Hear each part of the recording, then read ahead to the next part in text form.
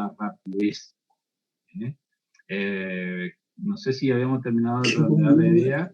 El instrumento que tenemos en la moto, en el auto, encima se grabó. Jodeme que se grabó mi hentai. No mide velocidad. Para medir la velocidad necesitaríamos como mínimo un GPS que me diga en qué dirección y en qué sentido me estoy moviendo. ¿Sí? Y después acá, bueno, tenemos ya un par de movimientos que son movimientos rectilíneos, son el movimiento rectilíneo uniforme, en el que la trayectoria es una recta. Todo lo del curso después. Definimos aceleración y después vemos movimiento con aceleración constante. Con tus fetiches. Y uno de los ejemplos clásicos de movimiento con aceleración constante es el caso de caída libre. ¿Sí? Bueno, los objetivos ya no los vamos a estar leyendo de nuevo. Y acá tienen la bibliografía y tienen otras alternativas a las que nosotros le habíamos sugerido. ¿Sí? Este libro, Física para Ciencia e Ingeniería, también es muy bueno. ¿Sí? El Serway, Físicas para Ciencia e Ingeniería. Ese, si lo tienen, si lo pueden descargar, si lo pueden comprar, es perfectamente válido y sustituto del otro. ¿Sí? Este otro, el Getis, no es tan ameno, no es tan, si se quiere, didáctico como el Serway o como el Szymanski, pero también es muy bueno. Es por ahí un poquito más elevado que el otro. ¿Sí? Ahí está el físico universitario de Szymanski. Y después tienen otro, Tipler-Mosca, Física para Ciencia y Tecnología, que también puede servir. Ya les dije hace un tiempo, estos son nada más que los que más nos simpatizan, con los que nosotros tenemos más familiaridad, que los tenemos disponibles en la biblioteca. Pero prácticamente cualquier libro de física universitaria puede andar. Acá tienen Halliday Resnick también. Y bueno, hay otros. Pero yo les diría, si le tengo que recomendar, el Szymanski, que es este que está aquí, ¿sí? Física Universitaria de Szymanski, o el Serway, que está acá. Cualquiera de los dos andan muy bien. Bueno, vayamos allá directamente a qué es la cinemática. ¿Sí? Eso sí me interesa. Es una parte de la física, ¿no? Es una rama de la física, si se quiere. Es la rama de la física en la que estudiamos el movimiento de los cuerpos o movimiento de las partículas sin tener en cuenta las causas que lo provocan o que lo alteran. Las causas que provocan o alteran el movimiento. ¿Sí? Entonces, no nos limitamos a estudiar solo el movimiento, sin pensar en por qué se produce ese movimiento. Entonces ahí tenemos cinemática. Para aquel que le suene conocido con la palabra cine, cine, que cuando vamos al cine, ¿qué es lo que vemos? Vemos imágenes en movimiento. Todo lo que tiene el prefijo ese cine, después vamos a ver energía cinética. La energía que tienen los cuerpos en un movimiento. Todo lo que tiene el prefijo cine tiene que ver con el movimiento. ¿Sí? En particular, nosotros vamos a estudiar el movimiento de un punto. ¿Sí?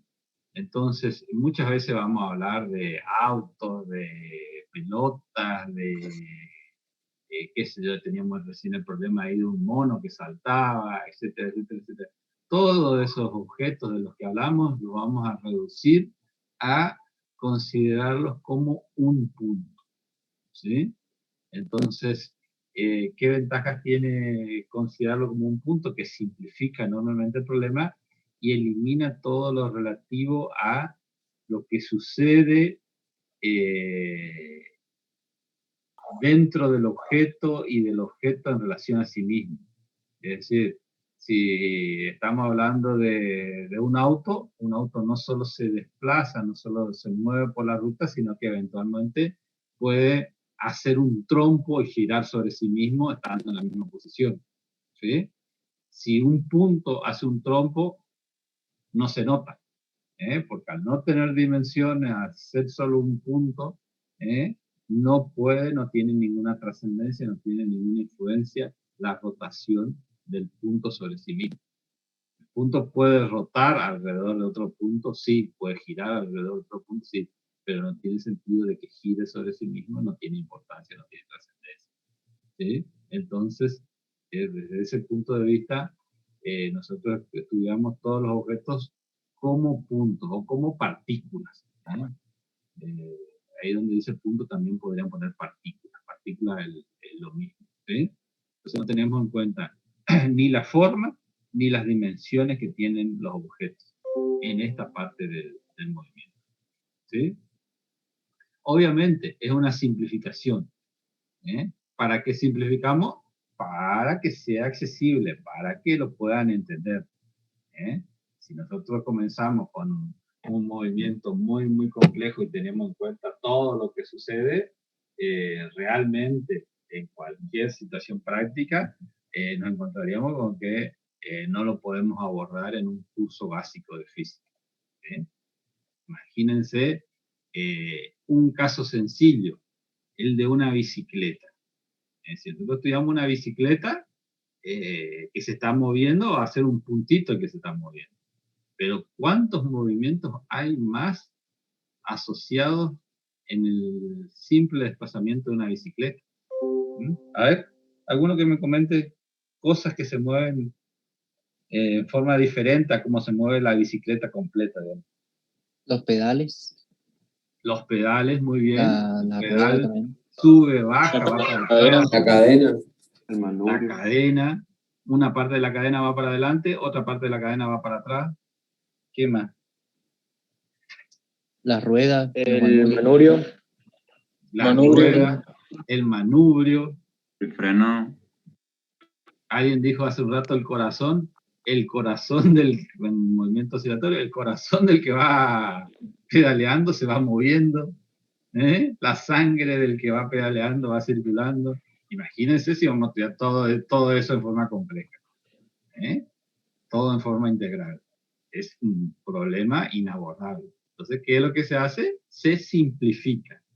Se simplifica. Y a esta altura del partido, para nosotros, la bicicleta va a ser un punto, que no va a tener altura, no va a tener ancho, no va a tener largo, no va a tener masa, no va a tener nada. Es un punto nada más que estamos viendo, ¿sí? Que es una cuestión de hacerlo sencillo y que se lo pueda abordar, ¿eh? Y bueno, ahí también nos tenemos remarcado que la cinemática del punto no permite considerar los movimientos de rotación que puede tener el cuerpo en relación a sí mismo, ¿sí? Sí, por ahí podemos estudiar movimiento circular, es la rotación de un punto alrededor de un eje, alrededor de otro punto, ¿sí? Pero no rotación respecto de sí mismo, como puede ir girando que la bicicleta, la rueda de la bicicleta, el piñón, la corona, etc. Si vamos a estudiar movimiento, es fundamental y esencial que definamos un sistema de referencia, ¿sí? El sistema de referencia es esencial. Y eso, por una escasez de conocimiento, no lo podemos definir explícitamente y taxativamente y completamente en este momento del dictado. Lo vamos a hacer cuando veamos segunda ley de Newton. Pero sepan ya que el sistema de referencia es esencial, ¿sí? Normalmente nosotros vamos a tomar un sistema de referencia unidos para todos los ejemplos que veamos al planeta Tierra. Pero nosotros veíamos que la física realmente nació estudiando el movimiento de las estrellas, de los planetas y demás. Y ahí ya, probablemente si queremos estudiar con detalle ese tipo de movimientos, no nos alcance con un sistema de referencia unido a la superficie del planeta Tierra. Necesitamos definir otro tipo de sistema de referencia, ¿sí? ¿Qué les quiero decir con esto? El sistema de referencia depende de qué es lo que estoy estudiando. Depende de qué es lo que estoy estudiando, cuál es mi objetivo, qué es lo que yo quiero determinar. Y en función de eso voy a definir el sistema de referencia. Cuando un cuerpo cambia de posición respecto al otro, nosotros consideramos generalmente a uno fijo, y a ese cuerpo que está fijo lo consideramos como sistema de referencia. ¿Sí? Fíjense, si nosotros hacemos una experiencia y dejamos caer una moneda, y vamos a estudiar la caída de la moneda, nosotros podemos decir, bueno, la moneda cambia de posición respecto de la Tierra. Entonces tomo la Tierra como sistema de referencia y estudio el movimiento de la moneda respecto a ese sistema de referencia que domina la Tierra. Ahora, la Tierra está en reposo, está fija. ¿Qué les parece a ustedes? Está No, fija pero rota. No está fija.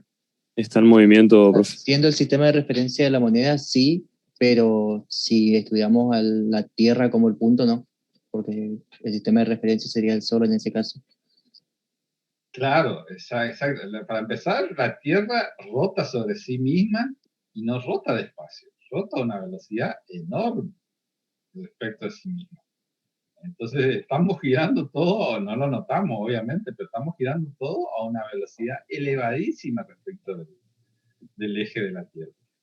Y no solo eso, sino que, entre otras cosas, rota alrededor del Sol también, con una velocidad que no es pequeña. Y no solo eso, también agarra y cambia de posición el eje de la Tierra, cambia de orientación un poquito el eje de la Tierra. Profesor, Así que, tengo una duda sobre los sistemas de referencia. ¿Puede haber más de uno? ¿Más de un sistema de referencia? a ver si entendí bien. ¿Si puede haber más de un sistema de referencia? Sí, el sistema de referencia hay tantos como te imaginas. No, claro, ¿Qué es lo que- más de un punto fijo, si estamos hablando de un punto. No sé si me entiende. Por ejemplo, la Tierra orbita alrededor del Sol y también orbita, es la órbita de la Luna. O Júpiter afecta a la Tierra y tal, la órbita, por ejemplo. Ujú. ¿Y cuál sería la pregunta? ¿Cierto? Se acabó de decir.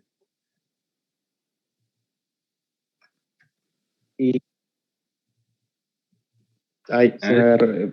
Disculpe, reformulo mi pregunta y le vuelvo a hacer la pregunta después, ¿ok? a ver si entendí bien. El sistema de referencia depende de lo que nosotros queremos estudiar. Si nosotros queremos estudiar la caída de una moneda, nos alcanza con que fijemos un sistema de referencia a la Tierra y lo vamos a poder estudiar perfectamente. Ahora, si nosotros queremos estudiar el movimiento de un cohete que se lanza, el cohete, ¿cómo se llama? El que se fue a Marte, y queremos estudiar ese movimiento con un sistema de referencia unido a la superficie de la Tierra, y estamos en un problemón. No lo vamos a lograr, no vamos a lograr resolver nada correctamente con eso.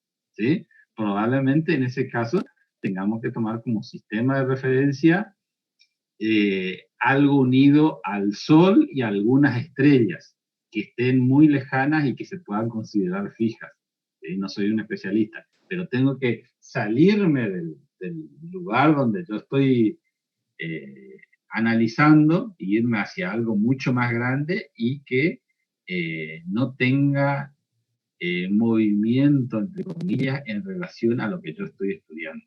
¿Sí? Profe, creo Ya le digo que que lo vamos a definir perfectamente cuando veamos leyes de Newton. Ahora nos faltan herramientas para definir concretamente cuándo un sistema de referencia es válido, que es lo que se conoce como sistema de referencia inercial. ¿Sí? Vamos a tener que tener en cuenta ahí algunos aspectos para considerar un sistema de referencia válido. ¿Sí? Díganme. creo que se refería a si podríamos tener más de dos sistemas referentes a la vez. Creo que a eso se refería el chico. Que en realidad no se puede, creo yo.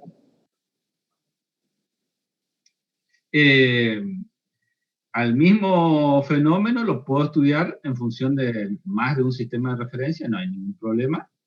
Pero bueno, serían dos Pero a la estudios diferentes. ¿Sí? Dos estudios diferentes. ¿Mm? Ah, ok.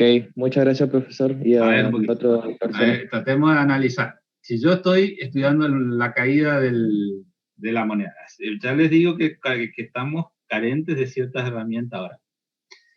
Si estoy estudiando la caída de la moneda, a la moneda la lanzo estando sentado ahora en mi escritorio, ¿sí? Me sirve un sistema de referencia unido a la Tierra. Ahora sí, yo estoy viajando en un tren y voy a lanzar también la moneda. ¿Me sirve, me es útil un sistema de referencia unido a la Tierra o me es más útil un sistema de referencia unido al tren? O lo mismo, si yo estoy, qué sé yo, en un ascensor y el ascensor está subiendo o está bajando para pasar de línea horizontal a vertical, ¿dónde me conviene tomar un sistema de referencia? O sea, depende si estás en movimiento. Eso lo vamos a terminar de aclarar, cuando veamos segunda ley de Newton, ¿sí? Donde veamos sistema de referencia inercial. Claro, pero un ascensor y un tren está en movimiento, o sea, no es fijo. No se puede considerar referencia, ¿o sí? Depende. Te podría adelantar que si el tren se mueve en línea recta por una vía horizontal, se podría tomar tranquilamente como sistema de referencia. Después lo vamos a definir más precisamente, ¿sí? Okay.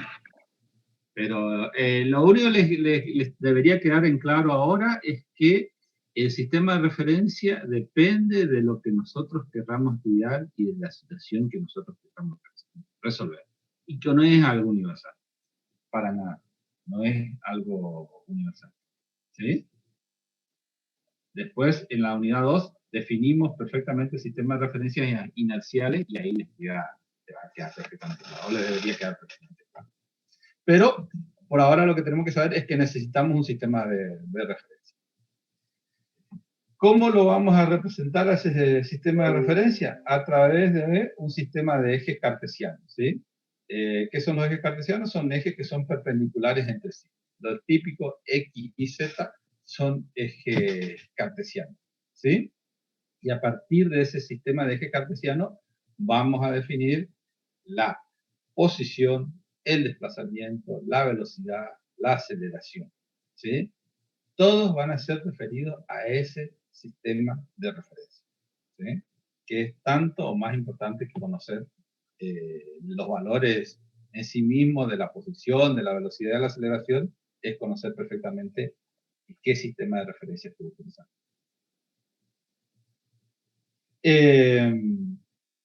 Conociendo el valor de la posición en función del tiempo, yo ya prácticamente tengo definido completamente mi movimiento. Si yo conozco la posición en cada instante, yo tengo definido mi movimiento. Y a partir de ello puedo definir la velocidad y la aceleración de esa partícula en cada instante. ¿Sí? Me parece acá el cartelito este desagradable. Un programita operativo con Zoom. Voy a dejar de compartir la pantalla.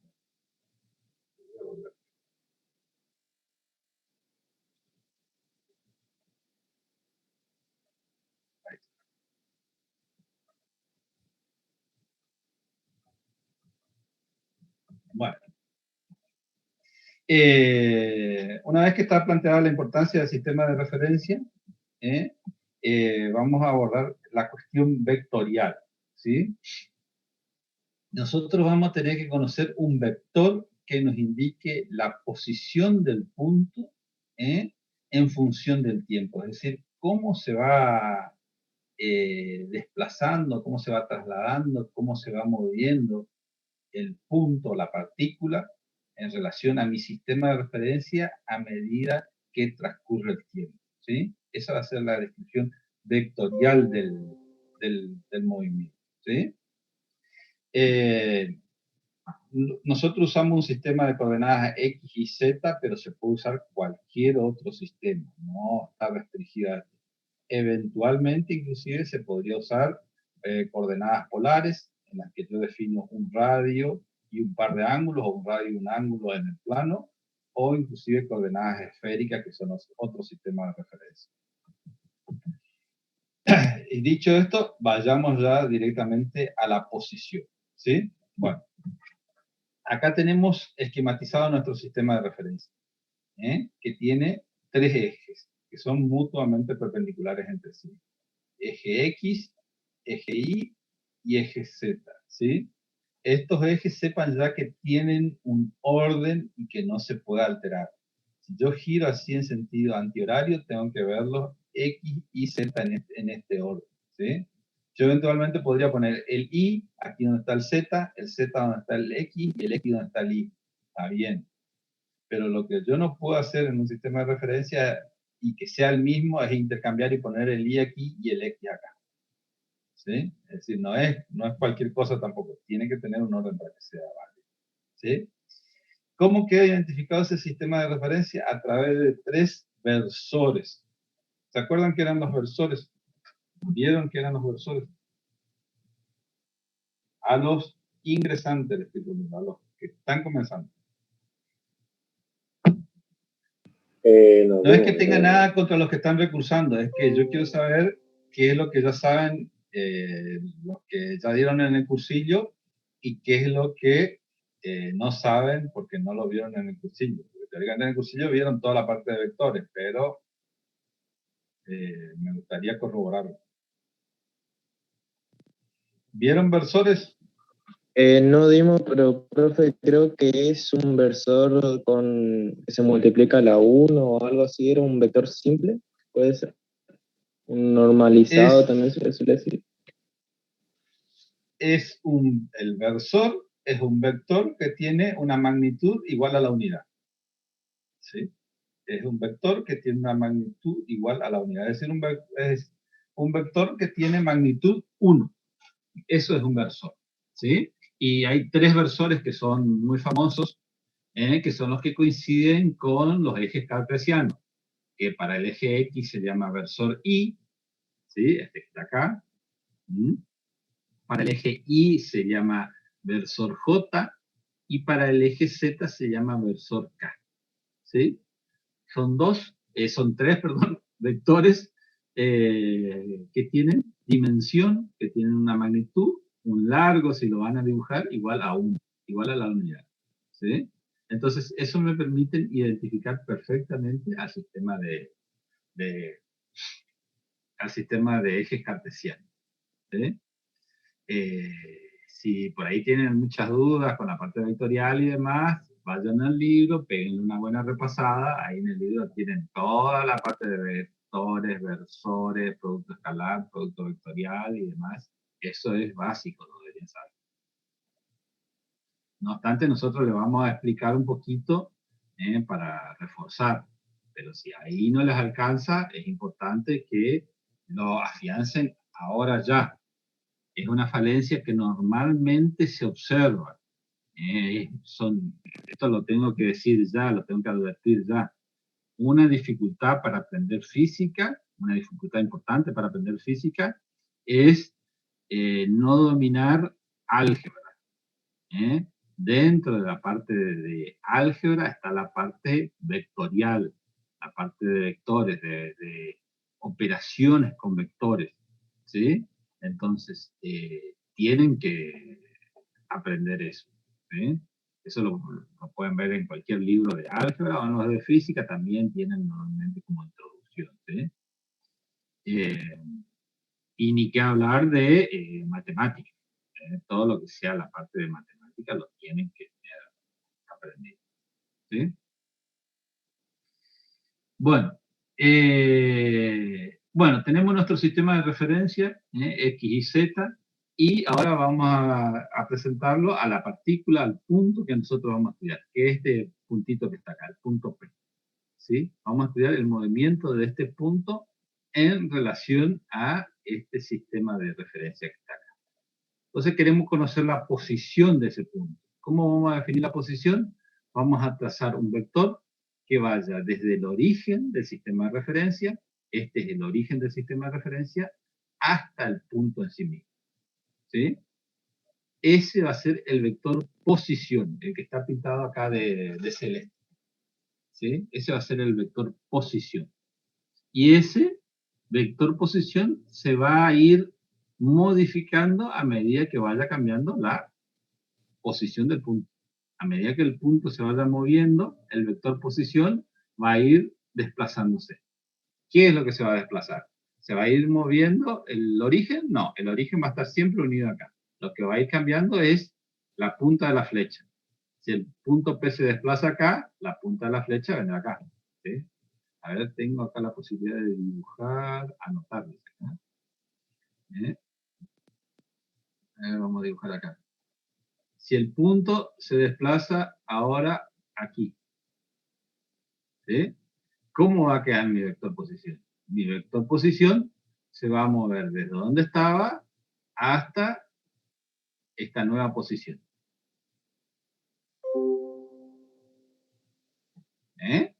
¿Está claro? Entonces, el vector posición, ahí le dices bien sobre el eje, un movimiento paralelo al eje de Z, pero no necesariamente.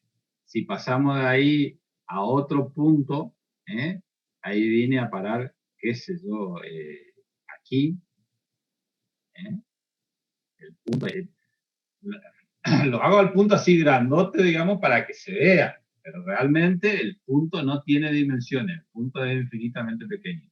Mi nuevo vector posición estará acá. ¿Se entiende? Sí, profe. Parece algo muy obvio, muy trivial, pero tiene sus implicancias. Y enseguida se va a poner complejo, así que es muy, muy importante que les quede esto sólido, ya en este mismo instante. ¿Sí? ¿Cómo llamamos al vector posición? Lo llamamos con R, y por supuesto como un vector le ponemos la flechita acá arriba. ¿Sí? ¿Cómo va a quedar matemáticamente definido ese vector posición? Por las tres componentes, X, Y y Z. ¿Sí? Y cada una de las componentes va a estar afectada por el versor correspondiente para indicar que es la componente en el eje horizontal, en el eje vertical, en el eje de la Z, digamos. Esto que acá está escrito como X, realmente tendría que ser un numerito. Este X sería, a ver si me permite escribir acá, este X sería, por ejemplo, sería, por ejemplo, 3 metros. Entonces, esa X que nosotros escribimos ahí realmente es un numerito que va acompañando al versor X.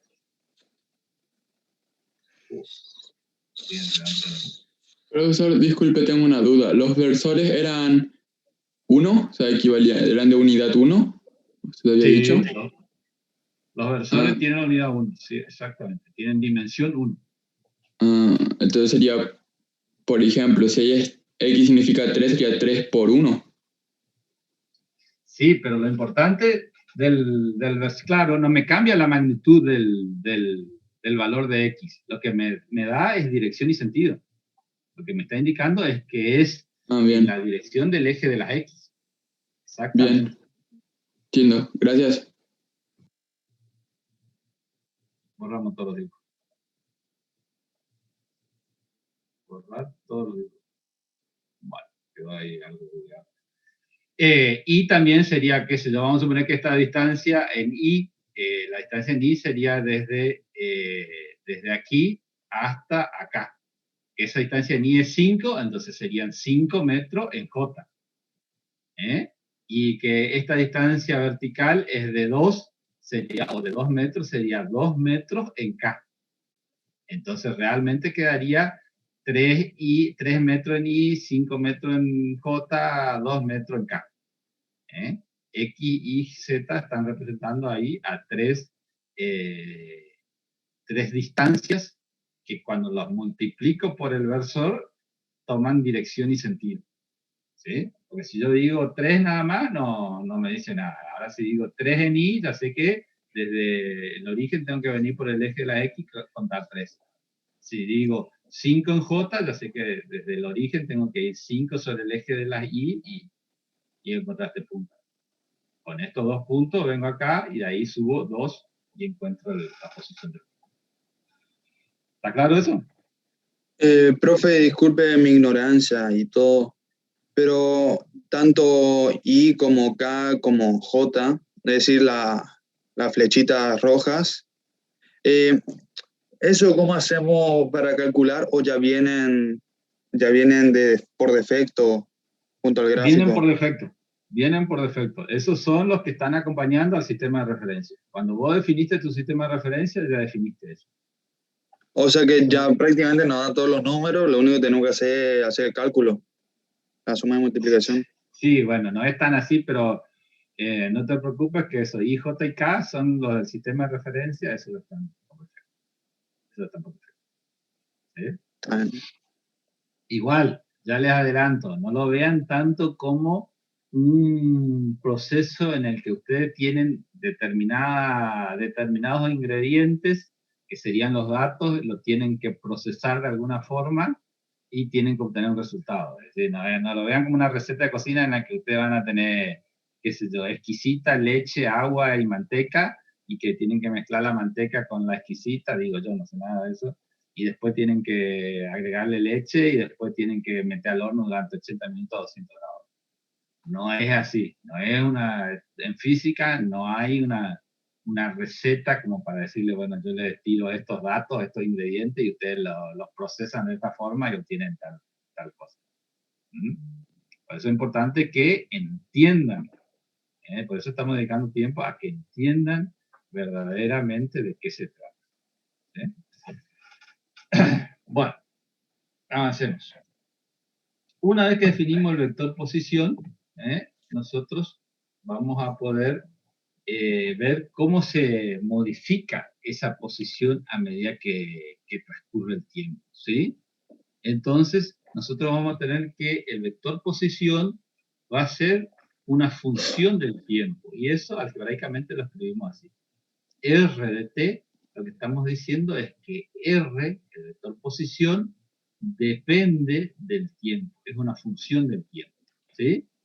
Y escrito de otra forma sería que si R depende del tiempo, la posición en X depende del tiempo, la posición en Y depende del tiempo y la posición en Z depende del tiempo, ¿sí? De la partícula esa que se está moviendo, ¿sí? Una vez que yo tengo estas funciones, X en función del tiempo, Y en función del tiempo y Z en función del tiempo, una vez que yo las conozco, que las tengo identificadas, está perfectamente definido todo el movimiento. Toda la información relativa al movimiento está contenida en esa ecuación vectorial. ¿Sí? Fíjense que un movimiento tan complejo, por decirle, el movimiento del pedal de la bicicleta cuando la bicicleta se está desplazando, que el pedal sube, baja, va para atrás, va para adelante, la bicicleta va para adelante, podría tranquilamente resumirse en una ecuación de este tipo, donde cada uno de estos términos, X en función del tiempo, Y en función del tiempo y Z en función del tiempo, sería una ecuación. Una ecuación que puede ser una ecuación lineal, puede ser una ecuación cuadrática, puede ser un seno, puede haber un coseno, puede haber un logaritmo, etcétera, etcétera, etcétera, etcétera. ¿Sí? ¿Y cuál sería la variable en esa ecuación? El tiempo. Y una vez que yo tengo definido eso, conozco perfectamente, para cualquier instante, yo tengo que reemplazar el tiempo por su valor y obtengo la posición de la partícula en cualquier instante. ¿Sí? ¿Y cómo se calcularía ahora el tiempo? ¿Cómo? ¿Y cómo se calcularía ahora el tiempo, digo? Y bueno, depende de que vamos a calcular muchos tiempos en movimientos sensibles. En movimientos sensibles. En otros movimientos resulta más complicado obtener el tiempo. Pero para un movimiento sencillo, un movimiento, digamos, uniformemente acelerado, un movimiento oscilatorio, nosotros vamos a aprender a calcular el tiempo. No te apresures, pero sí lo vamos a abordar. ¿Sí? Cada una de esos componentes de la ecuación vectorial de la posición es lo que se denomina ecuación paramétrica del movimiento. Esa función x de t, la función y de t y la función z de t, nos dan la ecuación paramétrica del tiempo. ¿Sí? Cuando ustedes vean acá x de t, no se imaginen que x de t es solo una letra. Esto está representando una función. Esa función podría ser tranquilamente, la voy a tratar de escribir acá,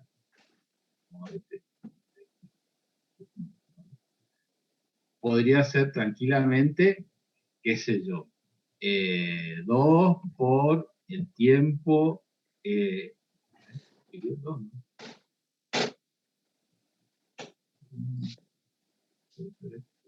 2 por el tiempo más 5 por el tiempo elevado al cuadrado. Elevado le voy a poner así, con el acento ese invertido, el angulito invertido, eso interprétalo como que es t elevado al cuadrado. ¿Sí? Y entonces, ¿qué es lo que me está diciendo eso? Que si yo quiero calcular el tiempo en el instante 1 segundo, tengo que reemplazar t por 1, y ahí si hago 2 por 1, 2, más 5 por 1 al cuadrado es 1, me queda 5, entonces 2 más 5 me da 7, en el instante 1 segundo, x vale 7. ¿Se entiende? Hagámoslo parte por parte. 2 por 1 más 5 por 1 elevado al cuadrado. Y eso me da 2 por 1, 2, más 5 por 1, 7. ¿Qué me Sí, está pero diciendo? Que en el instante t igual a 1 segundo, la posición en x es 7. En el instante t igual a 2 segundos, ya va a cambiar, porque ya va a ser 2 por 2 más 5. ¿Cuánto daría para el instante 2 segundos? A ver, ¿alguno que me ayude? Que sea rápido. ¿Cuál sería la posición en x en 2 segundos? 24, ¿12? ¿Puede ser? 24 dijo alguien. Sí, sí, 24. 24, profesor. A ver, 2 al cuadrado, 4. 5 por 4, 20. Más 2 por 2, 24. Entonces, en el instante t igual a 1 segundo, la posición es 7. En el instante t igual a 2 segundos, la posición es 24. Y así sucesivamente. ¿Sí? Sí, una cosa. Antes de continuar, y una ecuación parecida sería para i, y una ecuación parecida sería para parecida. Parecida en el que es variable en función del tiempo, nada más. Nada más estaría para z, y ahí me quedaría perfectamente definido. Profesor, sí, dígame. Todos esos números que están ahí salieron de la raíz, ¿no? Del coso cartesiano. ¿Alguien quiere preguntar algo? Yo sí, disculpe. ¿Por qué lo calcula de esa forma? ¿Por qué, por ejemplo, por t y por t al cuadrado? ¿Por qué sería así el cálculo? Es un ejemplo. Yo les di como ejemplo que esa función x de t puede ser 2 por t más 5 por t al cuadrado. Es nada más que un ejemplo. Podría ser diferente. Podría ser 5 por t al cubo. Podría ser lo que a ustedes se les ocurra. Cualquier cosa podría ir. En función de las características del movimiento. ¿Qué es lo que estamos representando ahí? Estamos representando la posición en el eje X a medida que transcurre el tiempo. Este no es más que un ejemplo. O sea, no es el cálculo así, ni mucho menos. No, es un ejemplo para este caso. ¿Sí? ¿Y todo eso? ¿Qué es lo importante de esto? Lo importante de esto es que t está aquí y que t va variando a medida que va transcurriendo el tiempo. Eso es lo importante. Profesor. ¿Estamos? ¿Me escucha? ¿Me escucha? Sí, escucho. ¿Todos esos números de dónde salieron? No, ahora no escuché. ¿Todos esos números de dónde salieron? Todos. A ver, les decía yo que hacemos un ejemplo en el que la ecuación que me da la posición en la dirección horizontal en función del tiempo tiene esta forma. 2 por t más 5 por t al cuadrado. ¿Sí? Y después, ¿qué fue lo que hicimos? Lo que hicimos es calcular la posición en el eje X para un instante igual a un segundo. Entonces reemplacé t por 1 y acá t por 1. ¿Sí? Este t que está acá, lo puse 1. Y este t que está acá, lo puse 1. ¿Sí? Y ahí resolves. 1 al cuadrado te da 1. Entonces 5 por 1 te da 5. Y 2 por 1, 2. 5 más 2 te da 7. Después dijimos, vamos a ver cuál es el valor cuando t vale 2 segundos, cuando el tiempo es 2 segundos. Entonces, en vez de t, escribí 2. ¿Sí? En vez de t, escribí 2. Entonces acá, 2 por 2, 4. 2 al cuadrado, 4. 5 por 4, 20. Más 2 por 2, 4, me da 24. ¿Qué es lo que sé? Que en el instante t igual a un segundo está en la posición 7 en el eje X y en el instante t igual a 2 segundos está en la posición 24. Le hago la pregunta. En el instante inicial, cuando t vale 0, cuando comienzo a medir, ¿cuánto vale X? ¿En qué posición 0. está en el eje? Va a ser 0 por multiplicación, claro. ¿Los demás qué opinan? 0 también, profe. Sí, Sí, 0. 0. Por simple regla de multiplicación. ¿Qué significa que es 0? Lo que significa... Está quieto, profe. ¿Eh? Está quieto. No, Reposo. no significa que Está en la posición inicial. No. Está en reposo. Que está acá. Está sobre este, está en este plano. Que x igual a 0 significa que está en este plano que está acá. O sea, que está en el centro. Está donde se intercepta. No, porque no sabemos nada de z ni de y. Sabemos solo de x. Entonces significa que está en este plano que les voy a dibujar. A ver, les voy a tratar de dibujar ahora. En este plano que está acá. Sabemos que está ahí. Todos los puntos que están ubicados sobre este plano, que están en el plano ZI, tienen x igual a 0. ¿Sí? Podría estar acá en el origen si tuviera Z0 y Y0 también. Pero si está por acá, en ese plano rojo, claro, está bien. Sería también x igual a 0. ¿Sí? Y después que sabemos que en el instante igual a 1 segundo se fue a 7 y que en el instante t igual a 2 segundos se fue a 24. La posición esta de la coordenada en el eje. ¿Está? Bueno.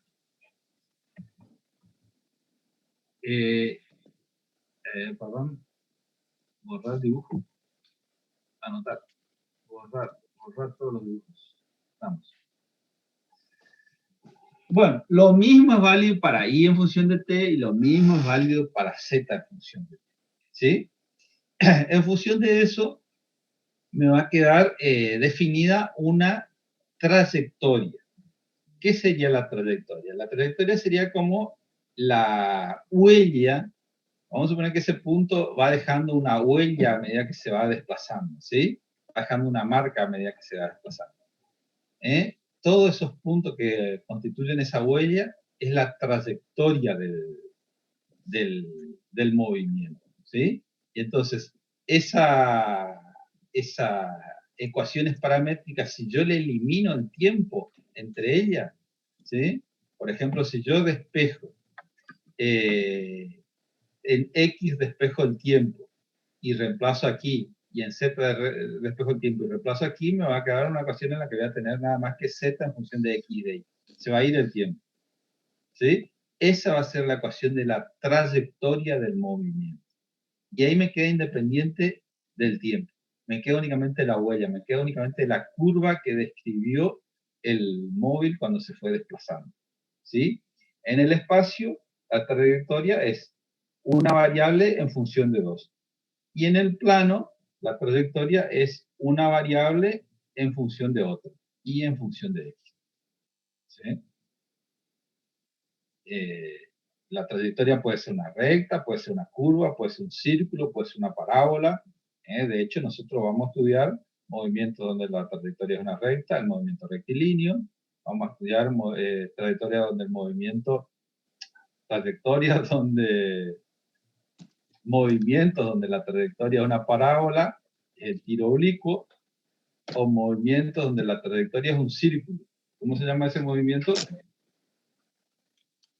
De la trayectoria es un círculo. ¿Cómo se llamará? Elíptico. Movimiento. Elíptico. No. ¿Movimiento circular? Claro, si es círculo, es movimiento circular. Si es Movimiento recta, circular uniforme.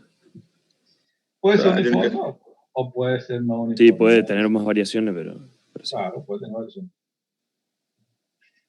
Bueno. Profe, profesor, ¿cómo era la trayectoria en el espacio? ¿Qué significaba Z igual a F de X, Y? ¿Qué significaba eso? Para tener la idea de la trayectoria en el espacio, imagínate, algunas veces se ve en el cielo que los aviones dejan una estela, una marca, cuando las condiciones climáticas son las adecuadas, dejan una marca por donde van pasando. ¿Sí? Esa es la trayectoria. O en las exhibiciones de acrobacia aérea, que van dejando un humo coloreado. El humo coloreado va quedando donde va pasando el avión. Esa es la trayectoria. Por supuesto, en física no nos sirve la imagen, nosotros tenemos que reducirlo al lenguaje matemático. Ustedes cuando vean a esta tarde el tema de la física, una de las cosas que van a aprender es que el lenguaje que se utiliza en física es la matemática. ¿Sí? Nosotros podemos hablar mucho, podemos pasarle muchas fotos, muchos dibujitos, esto, lo otro, lo demás ya. Eso es todo para que ustedes entiendan. Pero el lenguaje que utiliza la física es la matemática. No es la imagen, no es la animación, no es la película. Nosotros en física, lamentablemente para los que no dominan la matemática, vamos a manejarnos con este lenguaje que está acá. Esto va a ser, ¿sí? Vamos a ayudarnos con gráficos, vamos a ayudarnos con animaciones, vamos a ayudarnos con videos, todo lo que ustedes quieran. Pero de todos esos videos, animaciones, gráficos, imágenes, vamos a tener que caer en cuestiones de este tipo. ¿Por qué? Profe, porque última pregunta. Nuestro lenguaje en la física no es este que está acá. La trayectoria, la curva que describe el móvil, eso no es. El lenguaje de la física es la matemática. Lo otro es poesía, literatura, lo que ustedes quieran. Sí. Sí, profesor. Trayectoria, sentido y dirección son tres cosas completamente diferentes, son tres magnitudes diferentes. Sí. Trayectoria, sentido y dirección. Ok. Sí. Trayectoria es diferente, inclusive trayectoria es diferente de desplazamiento, que esos son por ahí se pueden confundir, porque en determinadas circunstancias se superponen. Pero sí, claro, sí, son diferentes. Son diferentes. Bueno, vamos a ver si llegamos a desplazamiento, por lo menos. Vamos a ver si llegamos a desplazamiento. A ver si cierro esto. Y esto me deja avanzar. Bueno, acá teníamos un ejemplo, ya la verdad que vimos bastantes ejemplos, pero acá tenemos un ejemplo sencillito. Un movimiento en el plano, y ahí tenemos la ecuación de la posición en función del tiempo, el R de T famoso, ¿sí? Tenemos que, fíjense, esto que está acompañando al versor I, ¿qué es? Este que está acá, ¿esto qué sería? 2 por T. SI, el tiempo. ¿Un escalar? X por tiempo. X por tiempo. Exacto. Eso es lo que está representando a la posición en X en función del tiempo. ¿Sí? ¿Cómo lo sé? Porque sé que lo que está acompañando al versor Y es lo que tengo en X. Ahí viene la importancia del versor Y. ¿Y lo que está acompañando al versor J qué es? Acá. No, Ah, no, Función del tiempo. ahí. la posición en Y. Entonces la posición en X es 2, nada más de simple, es 2 por T. Y la posición en Y es 9 por T elevado al cuadrado. ¿Sí? Ahí tengo. Una vez que yo sé que conozco esto, sé perfectamente todo del movimiento. Profe, le pregunto. Tengo una duda. Siempre Hablaba primero. Dale. ¿Siempre la posición en Z va a estar elevada al cuadrado? No. No, cualquier cosa puede ir. Puede ir cuadrado, puede ir cubo, puede ir el seno de T, puede ir el logaritmo de T, puede ir lo que ustedes, lo que se le imagina, lo que sea puede ir. Es un ejemplo de ilustración eso. En lo que se refiere a ustedes, si ustedes quieren concretamente el curso de física 1, lo máximo que van a tener ahí es en el movimiento oscilatorio un seno o un coseno. Pero genéricamente puede ir cualquier cosa. Si en esa fórmula no aparece K, que era para Z, ¿significa que es igual a 0? Exactamente.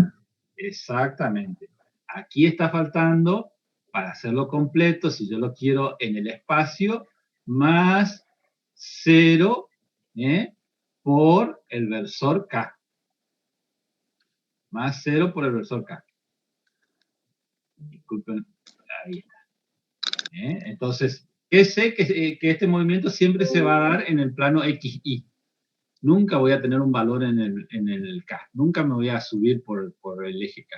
Siempre va a ser en el plano. Por eso está marcado acá un movimiento en el plano nada más, porque tiene 2 componentes. ¿Sí? ¿Qué les decía? Una vez que yo tengo esa ecuación que está ahí, conozco todo del movimiento de esa partícula. Porque podría calcular la posición de la partícula de aquí a un año. Podría calcular la partícula desde el instante que comenzó el movimiento a un siglo o a un milisegundo. ¿A qué me limitaría? Me limitaría a multiplicar acá 2 por el tiempo y sería la posición en X, y multiplicaría 9 por el tiempo elevado al cuadrado y sacaría la posición en Y. Y ya está. O sea, tenemos que reemplazarte por cualquier número y Claro. ya tenemos la posición. Tienen la posición. Y a partir, y a partir de esa posición, yo después puedo sacar la velocidad y la aceleración en cada instante. Todavía no lo vimos, pero ya se lo adelanto, yo puedo sacar la velocidad y la aceleración en cada instante. Y con eso yo la tengo perfectamente definida. ¿Sí? Ah, ok. Bueno, borro todos los dibujos estos que tienen todo acá. Cierro esto que está acá. Si yo quiero las ecuaciones paramétricas y la ecuación de la trayectoria, las paramétricas serían nada más que 2 por t y 9 por t al cuadrado. ¿Sí? Z igual a 0.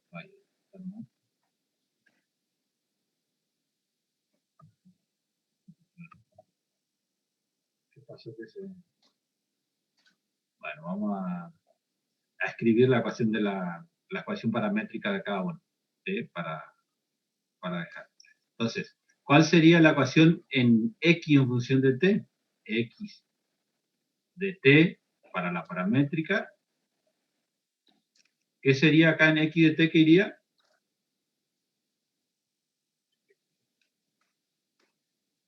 Uno. Como ejemplo 1, ¿no? No. Bueno, a ver, 2 por... Igual las... Y... No. X vale 2. ¿Cuál es la ecuación que me va a ir dando cómo varía la posición en X en función del tiempo para este movimiento que está acá?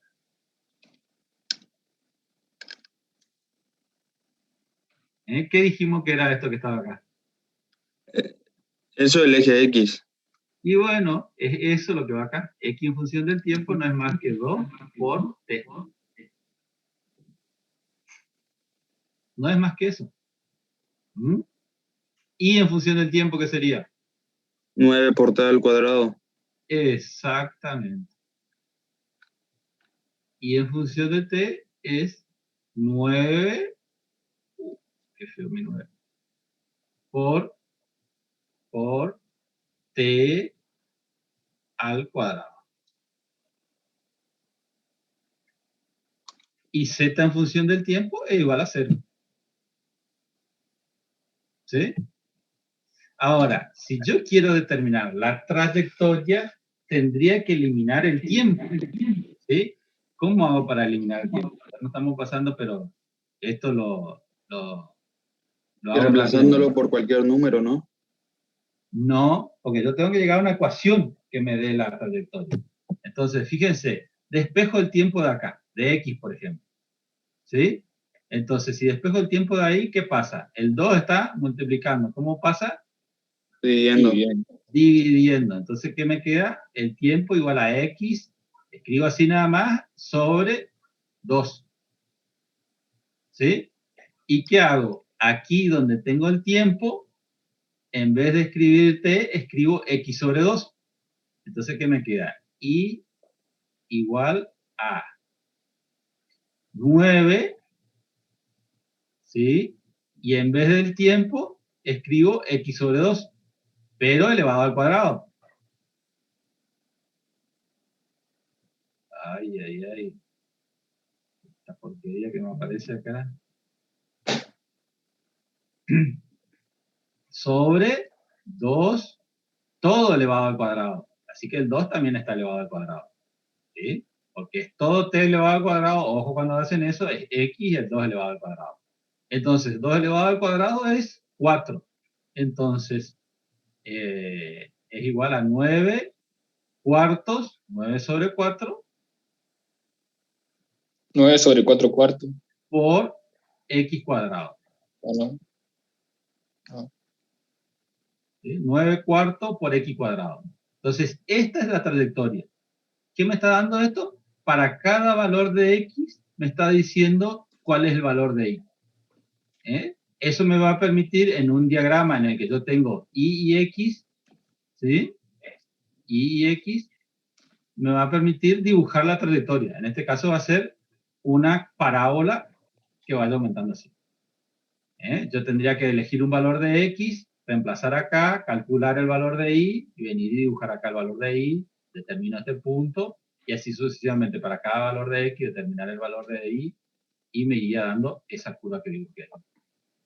Profe, una cosa, ¿no se podría reemplazar la x por 2?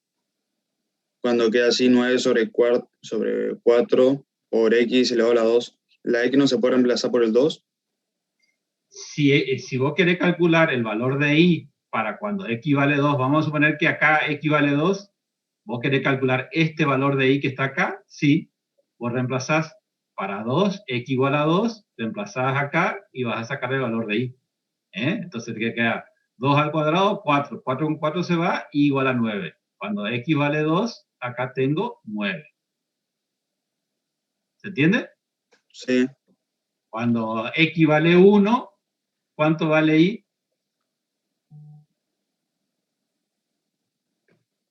¿Cómo no escuché la pregunta? Cuando x vale 1, ¿cuánto vale y? 9 cuartos. 9 cuartos. 9 cuartos. Exactamente. Ahí sería 9 cuartos. Claro, eso facilita hacer la parábola también. Exactamente. Bueno, Profe, vimos disculpe, la paramétrica de la entonces, trayectoria. ¿Alguna otra pregunta? ¿Este tema vamos a seguir ahora más tarde en el laboratorio? No, este tema lo vamos a continuar el lunes que viene.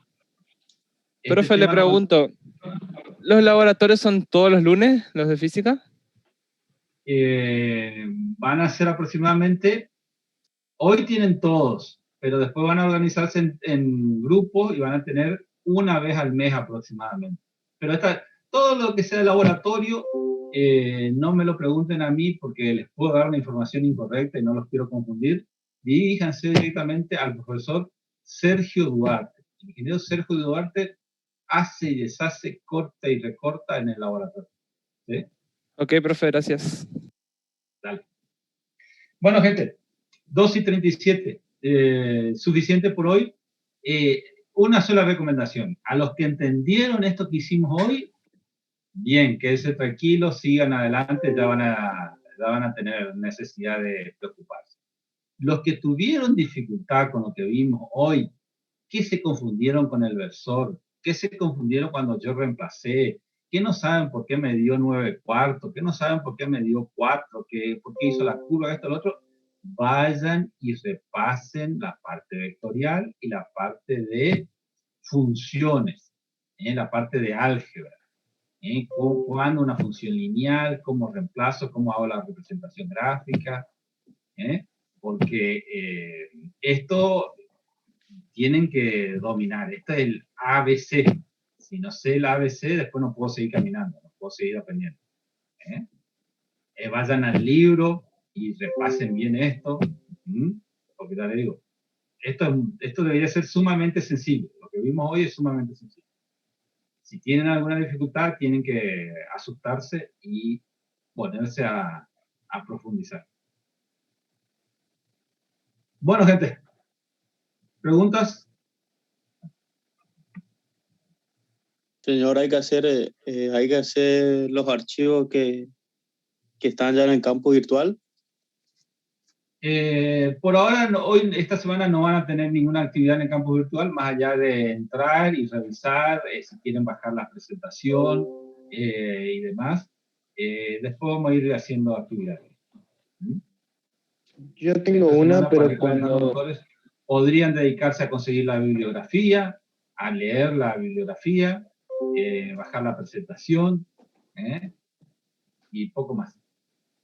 Yo tengo una duda para el tema de la ecuación, ¿por qué si estaba x sobre 2 exponenciado a 4, por qué pasó el 4 al otro lado y se quedó la x sola? A ver, un poquito. Estábamos en ¿A 9. dónde te referís? ¿Aquí? Y es igual a... Exacto, ¿por qué el 4 pasó hacia el otro lado? ¿Se puede hacer eso? ¿Acá? Exacto, ahí, sí, sí. Exactamente, bueno, a eso me refiero, justamente. Okay. Esta es una operación muy sencilla del álgebra, ¿sí? Es decir, ¿en qué se resumiría? A que el cociente, digamos, es distributivo, es decir, yo puedo hacer tanto x al cuadrado sobre 4 como puede hacer 9 sobre 4, ¿sí? Claro. Esto es álgebra muy elemental, ¿sí? A eso me refiero. Si ustedes tienen dudas de este tipo, ¿sí? Que me imagino que no debe ser el único, el compañero que está preguntando por qué este 4 pasó desde aquí a aquí, vayan y repasen matemática, ¿sí? Vayan y repasen matemática, porque esto es matemática muy básica, digamos, que tienen que tener dominado. No es algo que sea imposible de solucionar, es muy importante que lo detecten ahora, y si lo detectaron ahora, es momento de agarrar y ponerse a estudiar, ¿sí? Básicamente es indiferente al hacer el producto distributivo respecto del cociente, yo lo puedo pasar, lo puedo poner acá, lo puedo poner acá indistintamente. Diferente hubiera sido si yo no tengo este por y tengo un signo más. Si yo tengo un signo más ahí, es imposible, totalmente erróneo que yo pase este 2 al cuadrado de aquí a aquí. Pero como tengo un por y no tengo un más, sí lo puedo hacer. Pero eso son todas operaciones de álgebra básica. Si tienen dudas en eso, lamentablemente no vamos a tener tiempo en física de aclararlas. Vayan ahora mismo y pónganse a repasar. Gracias, profesor. Nos vemos. Vale. Hasta esta tarde. Bueno, gente, suspendemos por aquí. El próximo lunes a las 9:30 estamos